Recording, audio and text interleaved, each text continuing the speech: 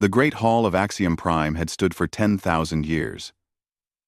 Its crystal domes caught the light of 3 suns and scattered rainbows across the gathered admirals and generals of the Vathron Dominion. This was the heart of an empire that ruled over 2,000 worlds. Here, decisions were made that shaped the fates of billions. Admiral Corveth stood at the center of the hall. His scales shone bright green, the color of youth and ambition.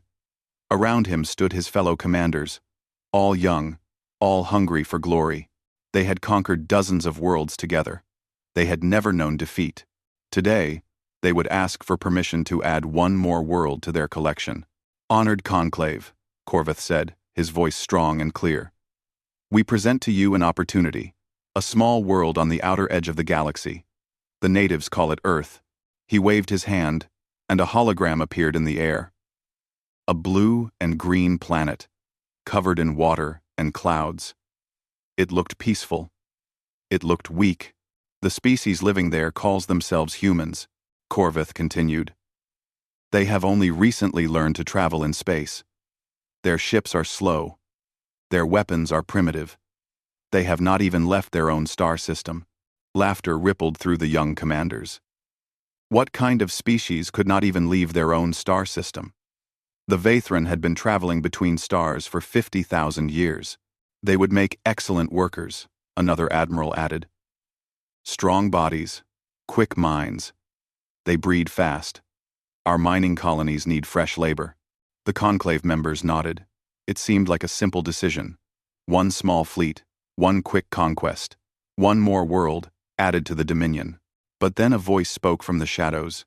No. Everyone turned. In the elder alcove, where the oldest Vathron sat in darkness, something stirred. A figure rose slowly. Supported by a staff made of ancient bone, High Curator Thesson stepped into the light. He was old beyond measure. His scales had faded to gray. His eyes were clouded with age.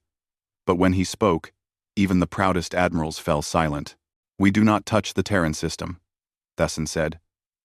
His voice was like dry leaves scraping against stone. "This has been our law for 2,000 years. Corveth felt his scales flush with annoyance. "With respect, High Curator, that law was made in a different age. The Dominion is stronger now than ever before. What could these primitives possibly do to threaten us?" Thesson was quiet for a long moment. Then he raised his staff and struck it against the floor. The sound echoed through the hall like thunder. "You ask what they could do," he said softly. "I will tell you what they did." He walked slowly to the center of the hall. The hologram of Earth still floated in the air, peaceful and blue. 2,000 years ago, Thesson began, we sent a fleet to that world, 73 warships, 20,000 soldiers, the finest warriors of that age. They entered the Sol system, with fire in their hearts and conquest in their minds. He paused. The silence was absolute. Not one returned. Corveth frowned. "They were defeated? By primitives? You do not understand," Thesson said. "They were not defeated. They simply vanished. No battle. No distress call. No wreckage. 73 ships entered that system and were never seen again. We sent scouts to search for them. The scouts vanished too. We sent a second fleet, larger than the first. They vanished as well." The old Vathron's clouded eyes seemed to look through Corveth, into some distant past filled with horrors. "In total, we lost 142 ships, over 50,000 souls, and we never learned what happened to any of them. No bodies, no messages, nothing. It was as if the universe simply erased them from existence." Corveth shook his head. "That was 2,000 years ago. We have better ships now. Better weapons. Better technology." "Technology," Thesson repeated. And something like bitter laughter escaped his throat. "You think our ancestors were fools? You think they did not have weapons? They had weapons that could crack planets in half. They had ships that could cross the galaxy in days. And none of it mattered. None of it helped them." He pointed his staff at the hologram of Earth. "Whatever lives in that system, whatever guards that little blue world, It does not care about our weapons. It does not fear our technology. It simply makes things disappear. And you want to send our ships there? Our soldiers? Our children? The young commanders shifted uncomfortably. Some of them looked less certain now, but Corveth stood firm. Stories, he said. Old stories to frighten children. Perhaps those ancient fleets suffered some accident. Perhaps they flew into a black hole. Perhaps their engines failed. There are 1,000 explanations that do not involve monsters in the dark. Thesson stared at him for a long moment. Then, slowly, he nodded. Yes, he said quietly. That is what the commanders said 2,000 years ago. They scoffed at the warnings too. They called the elders cowards. They said the universe had no more mysteries that could threaten the Vathron. He turned and began walking back to his alcove, his staff clicking against the crystal floor. Go then, he said without looking back. Take your ships to Earth. Prove that the elders are fools, and their warnings are nothing but wind. Perhaps you will return covered in glory, and we will admit our mistake. He paused at the edge of the shadows. Or perhaps you will join the others in whatever darkness swallowed them. And your children will sit in this hall 2,000 years from now, whispering warnings to young admirals who will scoff just as you do today. The elders watched from their alcove as the vote was called. The young commanders voted yes. The conquest would proceed. Thesson closed his ancient eyes and said nothing. He had done all he could. The subjugation fleet entered the Sol system on a bright morning by Vathran standards. 400 warships moved through the darkness of space like a swarm of metal insects. Their hulls gleamed with fresh paint and new weapons. Their crews sang songs of victory that had not yet been won. Admiral Corveth stood on the bridge of his flagship, the Eternal Conquest. Through the viewing window, he could see the outer planets of this small system. Gas giants, with colorful clouds, icy rocks spinning slowly in the void. And somewhere ahead, hidden behind those giants, was Earth. Scans complete, Admiral, his sensor officer reported. The humans have small colonies on several moons. A few stations orbiting the larger planets. Their largest settlement outside Earth appears to be on the 4th planet. A red world they call Mars. Corveth smiled. Barely out of their cradle. This will be over quickly. He ordered the fleet to broadcast the standard Dominion message. It was simple and direct. Surrender. Submit. Serve. Every species received the same message. Most surrendered immediately when they saw the size of the fleet. The smart ones, anyway. Earth's response was silence. Corveth waited. Minutes passed. Then hours. No reply came. Perhaps their communication technology is too primitive to receive our signal, an officer suggested. Perhaps they are simply too afraid to respond, another said with a laugh. Corveth nodded slowly. Fear was common. Silence was not unusual. He ordered the fleet to continue forward. They passed the outer gas giant. Then the second. The crew grew more relaxed. Some returned to their quarters to rest. Others played games in the recreation halls. This was going to be an easy conquest. Then the first ship vanished. It was a small patrol vessel on the edge of the formation. One moment it was there, its signal clear and strong on the fleet's sensors. The next moment, it was gone. No explosion. No flash of light. Just empty space where a ship had been. Corveth frowned when he received the report. Mechanical failure, he decided. Engines must have malfunctioned. Send scouts to investigate. 3 scouts flew to the location. They found the patrol vessel drifting in the darkness. Its hull was intact. Its lights were still on. Its engines were still warm, but its crew was gone. The scouts docked with the empty ship. They searched every room, every corridor, every storage space. They found meals sitting on tables, half-eaten. They found beds still warm from sleeping bodies. They found personal items scattered around as if their owners had simply stepped away for a moment. But there were no bodies, no blood, No signs of struggle. The crew had simply ceased to exist. Corveth felt the first cold touch of fear in his chest. He pushed it down. There had to be an explanation.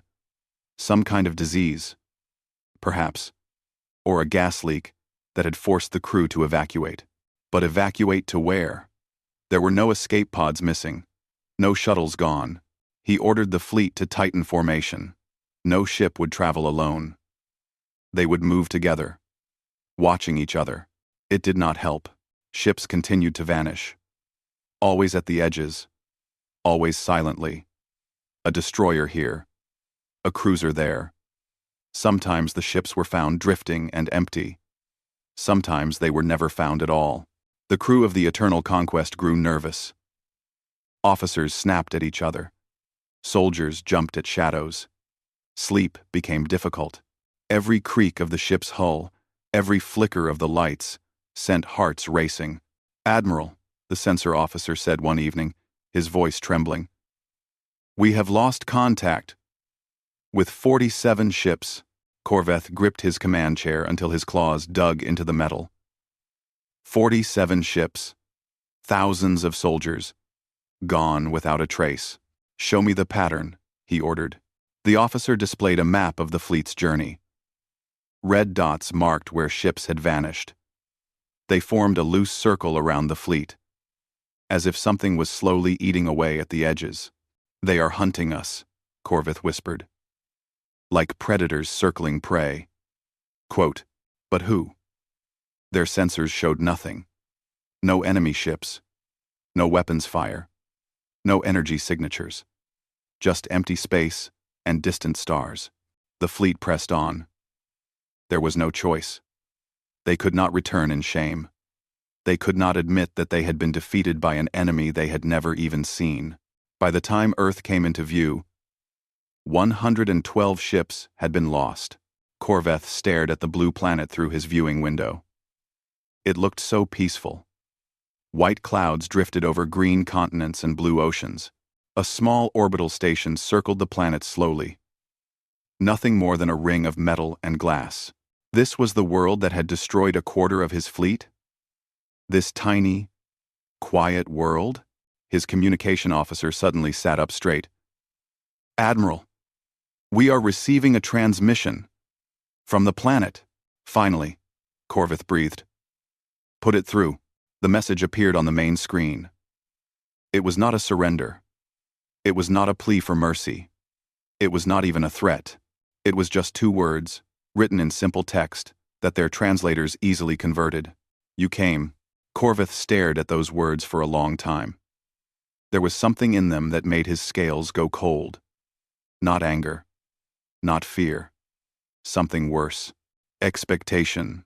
As if the humans had been waiting for this moment. As if everything that had happened, all the vanished ships, all the missing crews, had been nothing more than a greeting, a welcome. Around him, his remaining officers stood frozen. The bridge was silent, except for the soft hum of machines. In the distance, Earth turned slowly, blue and beautiful and utterly silent. And Corveth realized, for the first time, that the elders might have been right. Corveth made his decision quickly. No more games, no more waiting. He would burn this cursed world to ash and be done with it. Whatever trick the humans were using, it would not save them from orbital bombardment. "All ships," he commanded, his voice hard as iron. "Target the planet. Full weapon systems. Fire on my command." His officers moved to obey. Targeting systems hummed to life. Weapon arrays rotated toward the blue world below. Thousands of guns and missiles locked onto cities, forests, and oceans. "Ready, Admiral," the weapons officer reported. "Fire." Nothing happened. The weapons officer pressed his controls again. And again. His face went pale. "Admiral, the systems are not responding." "What do you mean, not responding?" "I mean they will not fire, sir. The targeting computers have locked onto nothing. The power cells are draining. I cannot explain it." Corveth stormed over to the weapons station. He pushed the officer aside and tried himself. The buttons pressed down. The screens flickered. but no weapons fired. It was as if the ship itself had decided not to fight. Then the lights went out. Emergency power activated a moment later, filling the bridge with dim red light. Officers cried out in surprise. Some drew their personal weapons, pointing them at shadows that danced on the walls. "Calm yourselves," Corveth shouted. "It is just a power failure. Engineering will fix it." But engineering did not respond to his calls. Neither did the medical bay. Neither did the cargo hold, or the sleeping quarters, or any other part of the ship. Then the whispers began. At first, Corveth thought it was just the sound of air moving through vents, a soft hissing that seemed to come from everywhere and nowhere. But then he began to hear words in the hissing, his name, old phrases his mother used to say. The voice of his first commander, dead for 30 years, calling him a coward. He looked around the bridge. His officers were not working anymore. They stood frozen, their eyes wide, their mouths hanging open. Some of them were crying. Others were talking to people who were not there. "What is happening?" Corveth demanded. "Answer me." His censor officer turned to look at him. The young Vathron's scales had gone white with terror. Tears streamed down his face. "Can you not hear them, Admiral?" he whispered. "The voices? They are everywhere. They are in my head. They are showing me things. Terrible things." He began to scream. Across the fleet, similar scenes played out. Soldiers who had conquered 100 worlds fell to their knees and wept like children. Officers who had faced death without fear now begged for mercy from empty rooms. Some clawed at their own scales, trying to tear away something invisible that clung to their skin. On some ships, the crew turned on each other. On others, entire decks went silent without warning. When security teams were sent to investigate, they found only empty armor, arranged neatly on the floor. The soldiers inside had simply vanished, leaving their equipment behind like shed skin. Corveth retreated to his private quarters. He locked the door and sat in the corner with his weapon drawn. The whispers followed him. They spoke in voices he recognized. His dead father, his childhood friend who had died in the academy. His own voice, mocking him, telling him he had led his fleet to its doom. He did not know how long he sat there. Hours, perhaps, or days. Time had lost all meaning. Then he heard a new sound. Not whispers. Footsteps. Real footsteps. Steady and calm. Walking through the corridor outside his door. The door opened. Not by force. The lock simply clicked, and the door slid aside, as if greeting an expected guest. A human stood in the doorway. She was small by Vathran standards, soft skin without scales. Brown hair, tied back from her face. She wore simple clothes, nothing like a uniform or armor. She looked like she might be going for a walk in a garden, not boarding an enemy warship. Corveth raised his weapon. His hand shook so badly, he could barely aim. The human woman smiled gently, as if she were greeting a frightened child. She walked past him and sat down in his chair. She moved without fear, without hurry, as if she owned this ship and everything in it. "You can put that down," she said. Her voice was soft and kind. "It will not fire anyway. Nothing here will hurt me. Nothing here can." Corveth wanted to pull the trigger. He wanted to prove her wrong. But his finger would not move. His whole body had frozen. The woman studied him with calm eyes. There was no anger in her gaze, no hatred, only a deep, patient sadness. "Your elders understood," she said quietly. "They tried to warn you. Humanity is not a warrior species. We do not fight wars. We do not conquer. We do not seek glory in battle." She leaned forward slightly. "We adapt. We survive. That is what we do. We have survived ice ages that covered our world. We have survived plagues that killed half our people. We have survived disasters you cannot imagine. And when something threatens us, truly threatens us, we do not rage against it. We do not meet it with fire and fury." Her eyes seemed to grow darker, deeper, like windows into an endless void. We simply remove the threat. Quietly. Completely. As if it never existed. Corveth finally found his voice. It came out as a croak, barely louder than a whisper. What are you? The human woman was silent for a moment. Then, she smiled again. That same, gentle, sad smile. We are what the universe made to survive everything, she said. Including you. She stood and walked to the door. Before she left, she looked back at him. I am giving you a choice, Admiral. You can stay here and join your fleet in the dark. Or you can return home and deliver a message. The choice is yours. She walked away. Her footsteps faded into silence. Corveth sat alone in the red darkness of his quarters. The whispers had stopped. The ship was utterly silent.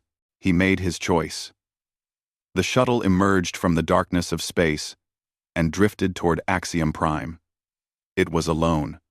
No fleet followed behind it. No escort ships flew at its sides. Just one small vessel carrying one broken admiral. Corveth barely remembered the journey home.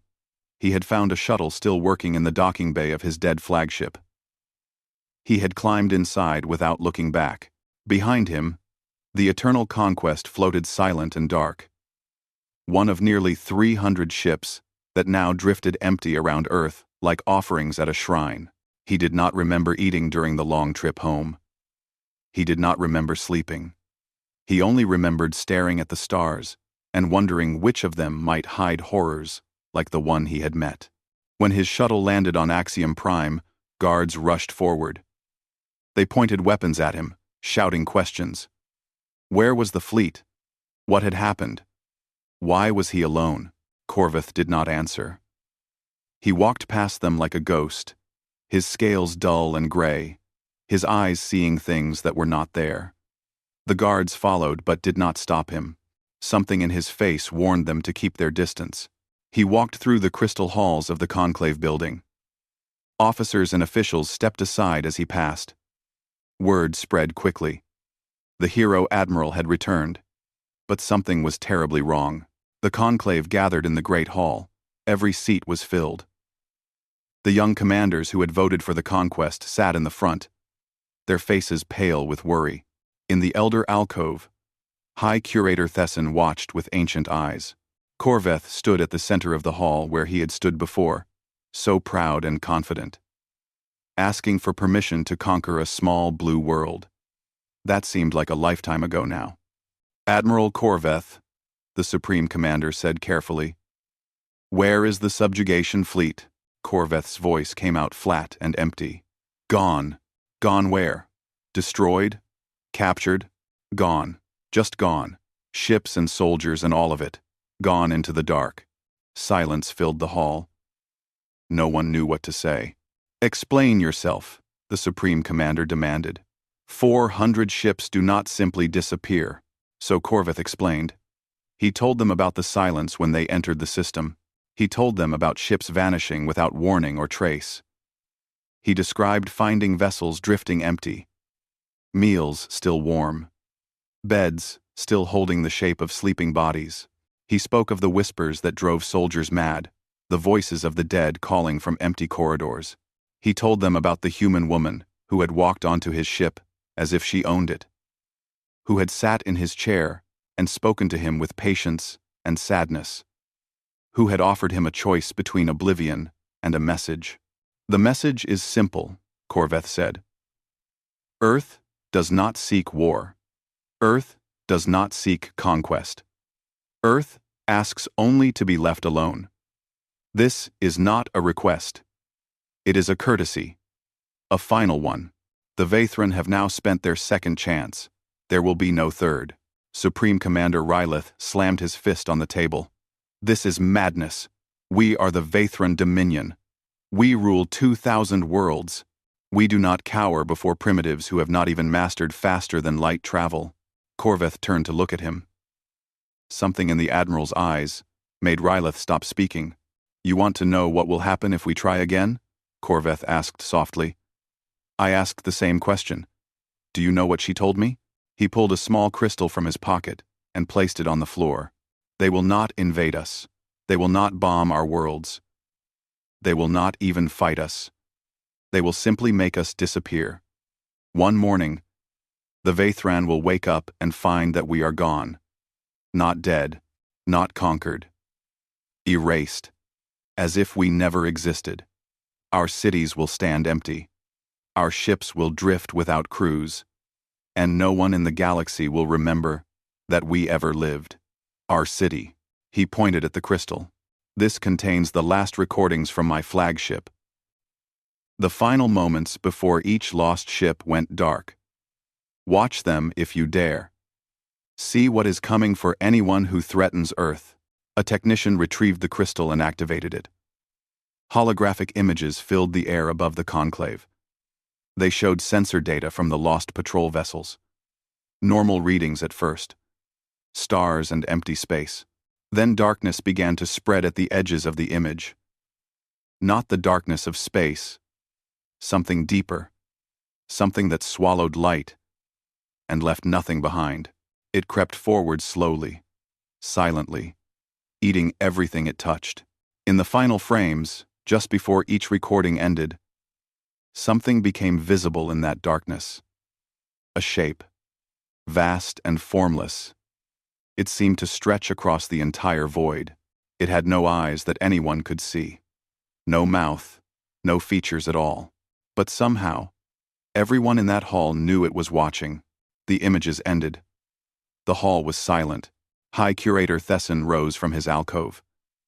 He walked slowly to where Corveth stood and placed a withered hand on the young admiral's shoulder. The elders tried to warn you, he said quietly. Some lessons cannot be taught. They can only be learned. You have paid a terrible price for this lesson, Admiral. Do not let it be wasted. The vote was called that same day. It was unanimous. The Sol system would be sealed forever. No Vaithran ship would approach within 10 light years. Any vessel that broke this law would be destroyed by the Dominion itself as a mercy before it reached Earth's borders. All records of the expedition would be erased. The fleet would be listed as lost to mechanical failure. The truth would be buried so deep that future generations might never find it. Corveth watched the votes fall into place. He felt nothing. Not relief. Not satisfaction. Just emptiness. Thesson stood beside him as the hall emptied. What did you see in the dark, Admiral? The Old One asked. What really happened to you out there? Corveth was quiet for a long time. I saw what we are, he finally said. I saw what they are. And I understood that some things in this universe are not meant to be conquered. Some things are meant to be left alone. Our Raid 8P, our Raiden's providers, are not meant to be left alone. Our Raiden, our Raiden, our Raiden. He turned and walked away, leaving the crystal behind on the floor. He never spoke of Earth again. 500 years passed. The galaxy turned. Stars were born and died. Empires rose and fell like waves on a cosmic shore. The Vaithran Dominion faded slowly into history. Their worlds remained, but their power dimmed. New species claimed the territories they had once ruled. New flags flew over old conquests. Such was the way of the universe. But some things did not change. The humans spread through the galaxy during those centuries. Not as conquerors, but as travelers. They built trading stations and research outposts. They sent scientists to study distant stars and diplomats to shake hands with alien leaders. They were curious and friendly, and always eager to learn. Every species they met welcomed them warmly, perhaps too warmly. Ambassadors smiled a little too wide when humans entered the room. Merchants offered them deals that seemed a little too generous. Even the most aggressive warrior species found reasons to avoid conflict with Terran vessels. The humans themselves did not seem to notice, or perhaps they chose not to mention it. They were simply happy to explore, to discover, to make friends among the stars. Young species, new to the galactic community, sometimes wondered about this. They watched the humans with curiosity. These soft creatures, with no claws, no scales, no natural weapons, they seemed so ordinary, so harmless. Why did everyone treat them with such careful respect? A young Kirathi merchant asked this question one day. She was barely 50 years old, fresh from her first trading voyage. She sat in a bar on a space station at the edge of known space, drinking strange blue liquor with an ancient Vaithran who had seen better days. "Why does everyone bow to the humans?" she asked. "They are not stronger than us. They are not faster. Their ships are no better than ours. What makes them so special?" The old Vaithran stared into his drink for a long moment. His scales were gray and cracked with age. His eyes held the weight of centuries. "Ask your elders," he finally said. "Ask the oldest members of any species. Ask them what happened to those who challenged humanity. Ask them about the silence and the dark." "I have asked," the Kirathi said. "They change the subject. They tell me not to worry about such things." The old Vaithran laughed. It was not a happy sound. "Of course they do. No one wants to remember. No one wants to believe." He finished his drink and stood to leave. "But if you truly want to know, young one, go to the memory vaults on the abandoned stations. Find the records that were never erased. Listen to the testimonies of those who returned from the Sol system. Then you will understand." He walked away into the crowd. The Kirathi did not follow his advice. She had trade routes to fly and profits to make. The question faded from her mind, replaced by the business of daily life. But sometimes, late at night when she was alone on her ship, she wondered. Across the galaxy, in places old and forgotten, those records still existed.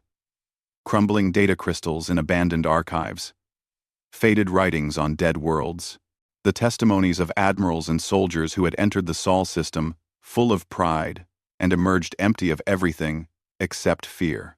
The stories were always the same. Ships that vanished without trace, crews that disappeared between one heartbeat and the next, voices in the dark that spoke in the languages of the dead, and always, at the end, a choice: return and deliver a warning, or join the others in the void. Those who listened to these testimonies rarely spoke of them afterward.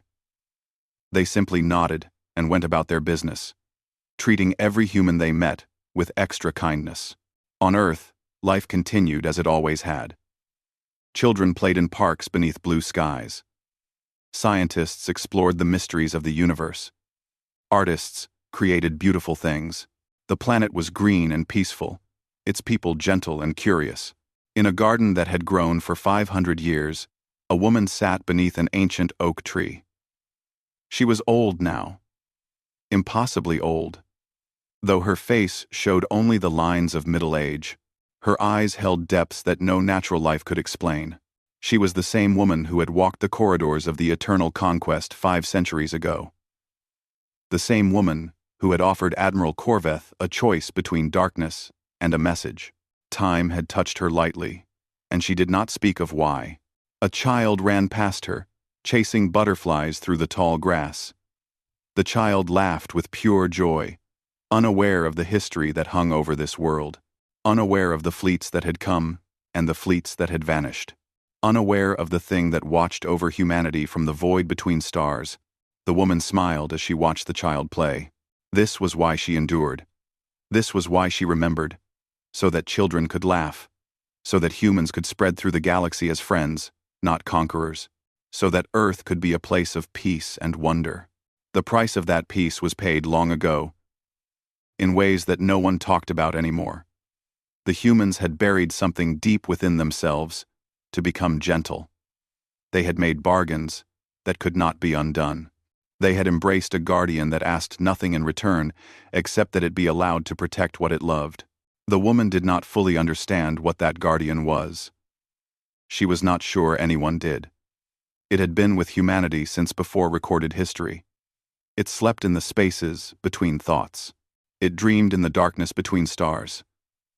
And when something threatened its children, it woke, briefly, quietly, and then things disappeared, far above the garden, beyond the sky, beyond the moon, beyond the edges of the solar system.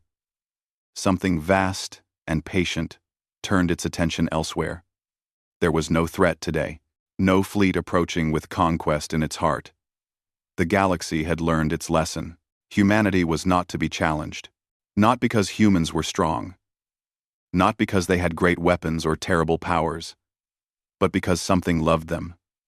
Something ancient and unknowable. Something that had chosen this small blue world and its curious, fragile people as its own. And that something did not share. The woman beneath the oak tree closed her eyes and listened to the child laughing. The sun was warm on her face. The wind smelled of flowers and fresh grass. Somewhere among the stars, a young alien species was just learning to travel between worlds. Soon, they would meet their first humans. They would shake hands and exchange gifts and begin a friendship that might last for centuries. They would never know how lucky they were that the meeting was friendly. They would never know what waited in the cradle of humanity. And that, the woman thought, was exactly how it should be. The child caught a butterfly and ran to show her. She smiled and admired its blue wings. Earth's fury rested quietly, dreaming of nothing. Ready for everything. The galaxy was safe, for now,